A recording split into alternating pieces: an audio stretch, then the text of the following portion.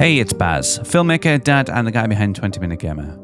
So, the holiday period is over, and we've officially entered that strange part of the year that's cold, dark, and feels like it might last forever. So to cheer myself up a bit, I thought I'd jump into the Lightkeeper. I spotted this on Steam a while back and was immediately pulled in by the visuals. They look surprisingly realistic, and the setting really did intrigue me. It was also going for a very good price, so I thought, why not jump in completely blind and see what it's all about? Aside from noticing it had a strong user score on Steam, I'd read nothing else, no reviews, no spoilers, and therefore had no expectations. Before we get into the story, just a quick one. This channel's only really been going properly since 2025, and honestly, the support so far has been amazing. If you've watched, commented, or subscribed already, thank you. I've genuinely loved reading the comments and chatting with people about these games. If you like this kind of calm, honest look at whether a game can hook you in its first 20 minutes, and you haven't subscribed yet, I'd really appreciate you considering it. It genuinely does make a huge difference, and it really helps the channel growing. Right, anyway, story.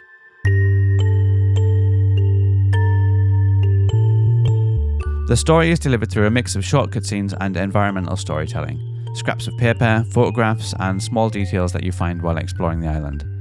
You play as a new lighthouse keeper arriving on a small isolated island that's home to little more than a lighthouse and a few surrounding outbuildings. You're there to take over from the previous keepers, and when you meet them on arrival, it's immediately clear that something isn't quite right. They look shaken, exhausted, and deeply unsettled.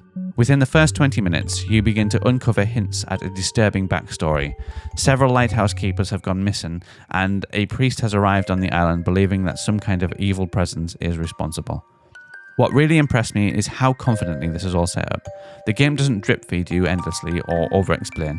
It lays out just enough mystery to grab you and then lets your imagination do the rest. As a hook, this works incredibly well. From a story perspective, this is a very strong opening. If you've only got 20 minutes to play, I think you'll absolutely find yourself wanting to come back for more.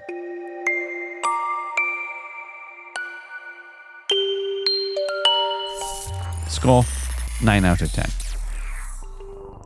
Controls. The controls are very straightforward. I played using a mouse and keyboard. You move, interact with objects, and can pick up items to inspect them more closely, which is genuinely satisfying because the models themselves are beautifully detailed. For the most part, I had no major issues. There were, however, a couple of odd moments.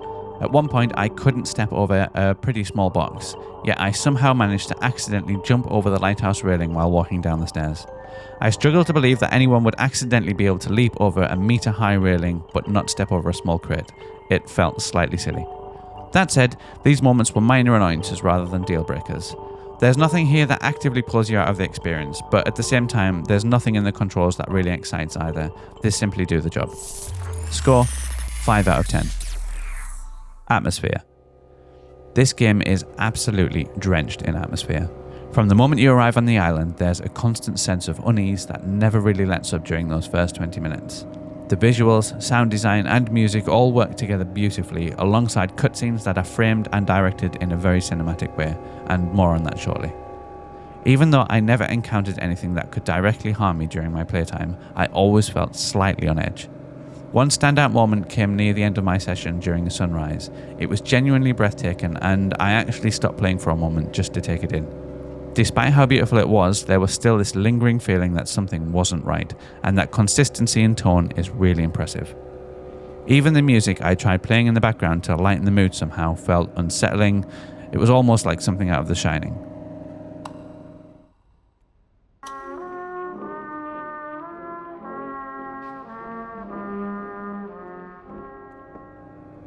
The only things that broke immersion slightly were the control quirks I mentioned earlier, and the fact that the character models are so realistic they sometimes tip into the uncanny valley territory when viewed up close.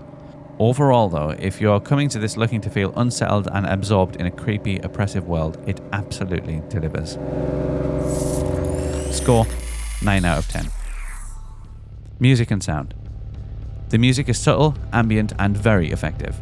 You get ethereal drones during arrival and at key moments in cutscenes, and they never outpower what's happening on screen. Instead, they quietly reinforce the atmosphere and unease.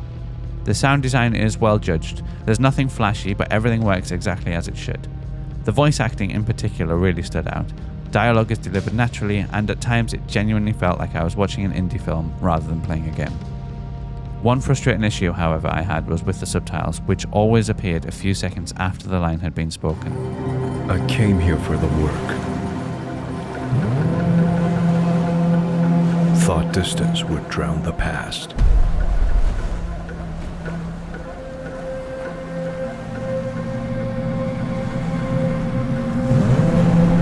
I was wrong.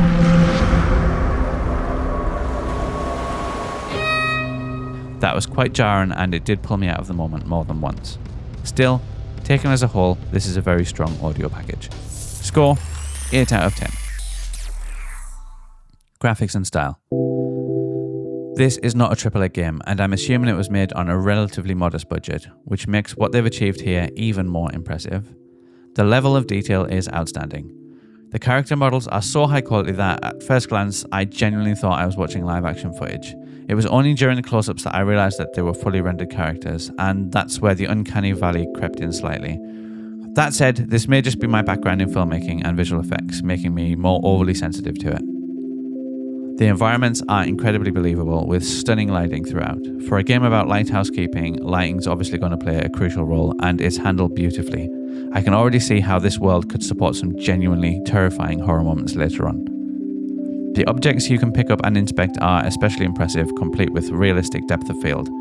I also noticed anamorphic bokeh during the cutscenes, a detail that most people won't spot, but as a filmmaker I absolutely appreciated.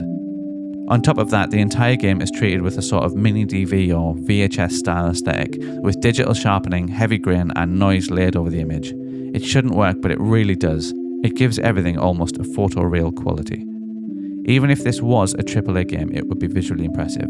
Given that it isn't, I have to give this full marks. Score, 10 out of 10. Gameplay. During my 20 minutes, I carried out basic lighthouse duties. I turned the light on, I switched off a foghorn, which sounded freaky, and I headed to bed, all guided by objectives on your map. While technically you're free to explore, progression is quite rigid. You can only do certain things in a specific order, and only when the game allows you to. Occasionally, objectives wouldn't appear until I took a step in the correct direction, which I found a little disorienting. Later on, the tone shifts with a nightmare sequence, and I'll admit, one moment genuinely got under my skin. Seeing a huge bird slowly emerge from the darkness, flying directly towards me, gave me goosebumps. That really hasn't happened to me since playing the original Silent Hill on the PlayStation.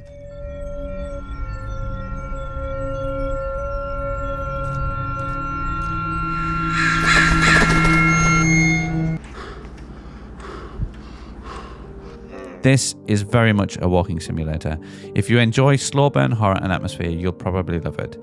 If you're looking for something hands-on with mechanics and deep gameplay systems, then there really isn't a huge amount here though. Score, 6 out of 10. Overall, the visuals are the biggest standout, but if I had to pick one moment, it would really be that nightmare sequence with the bird emerging from the darkness. The animation, the scale, and how little you can initially see of it in the darkness combine into something that's genuinely unsettling. It stayed with me long after I stopped playing. Final verdict, is this worth 20 minutes? You've probably guessed it, but yes, this is definitely worth playing. If you're looking for something tight, atmospheric, and beautifully presented. This isn't a full-on horror experience like Silent Hill or Resident Evil or anything like that, and if that's the sort of thing that you're expecting, you're obviously going to be disappointed. But if you want a visually striking game with an oppressive atmosphere and a compelling mystery, this is a fantastic way to spend 20 minutes. And for me, it's also been a great way to kick off the channel in 2026. Score, 8 out of 10.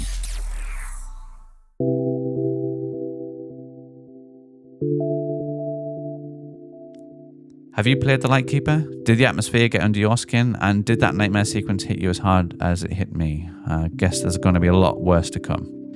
If you're anything like me, you don't have hours and hours to sink into every game, and that's what this channel's about, seeing whether a game can hook you in just the first 20 minutes. I'll see you on the next one.